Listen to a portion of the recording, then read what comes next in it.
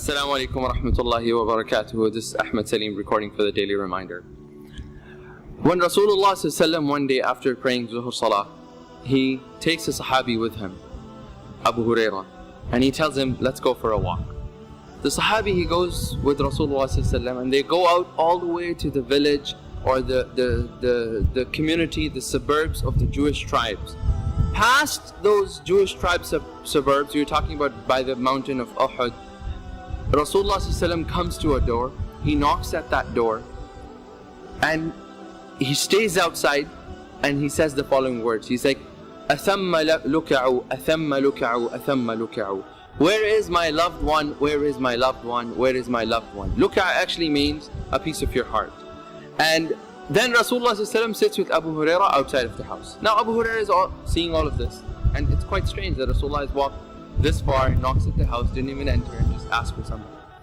Then what happens is, moments later,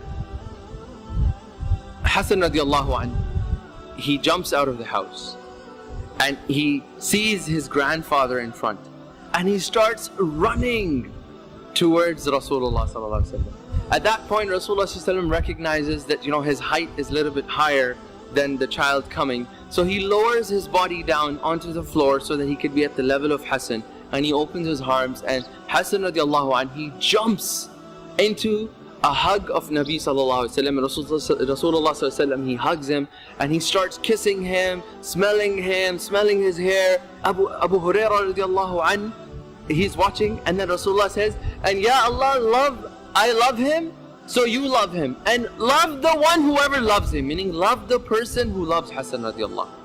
Now this is a very small story, short story. Most of you probably heard of this story, but what are some of the lessons for us in this story? First and foremost, think about the obedience that Abu Hurairah shows towards Rasulullah sallallahu alaihi wasallam, and this is the obedience of Sahaba radiallahu anhu.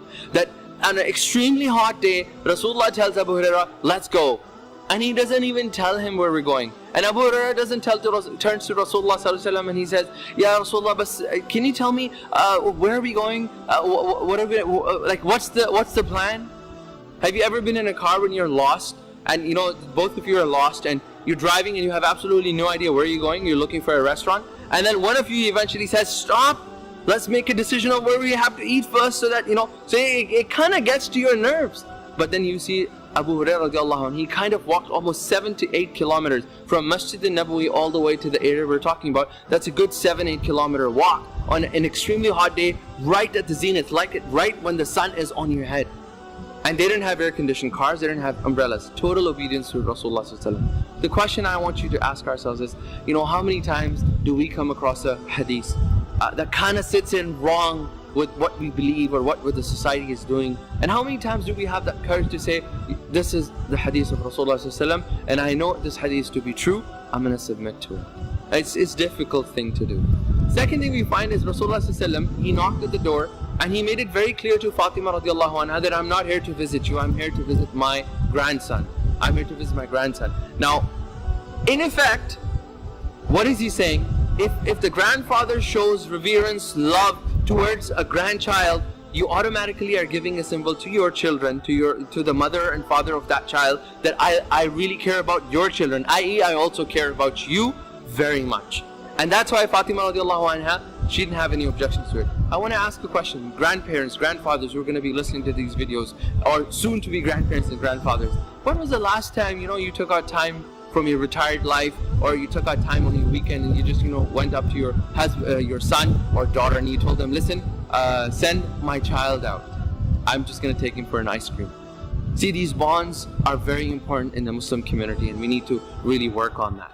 Third point I want you to look at is Fatima radiallahu anha. It's mentioned in one of the other narrations that as soon as she heard that Rasulullah sallallahu alaihi wasallam has come to take Hassan radiallahu anhu, she held him, she washed him, changed his clothes, and even in one of the narrations he said that she made Hassan radiallahu anhu wear a necklace of qurunful, cloves. They're like, in Arabic they call them mismar, clove, in Urdu they call it long, that small thing. So even till this day Arabs wear this because it has that fragrance and it has other benefits that they believe that it has. So that Fatima radiallahu anha, she took the time to prepare the child. What is the message that the child gets away saying?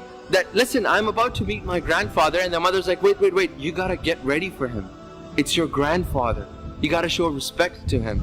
See, oftentimes we think, oh, our child is not respecting us. Respect is not something you can feed into the child. You need to be that role model as parents, that you are respecting your parents, i.e. your children will also learn that respect from you. But if you're not doing that, then don't expect that your child is going to respect you.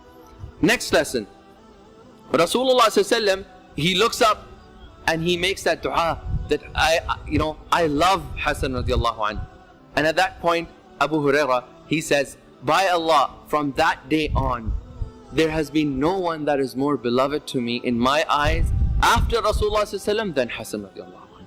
And that should be the case for us. All this, the fitna that is around Hassan and Hussein and stuff like that, we need to realize that they were Ahlul Bayt, grandsons of Nabi sallallahu alaihi wasallam, and we really need to love them. Hopefully, we all benefited with this. This is Ahmad Saleem signing off. Subhanakallahumma wa bihamdika. Ashhadu an la ilaha illa anta astaghfiruka wa atubu ilayk.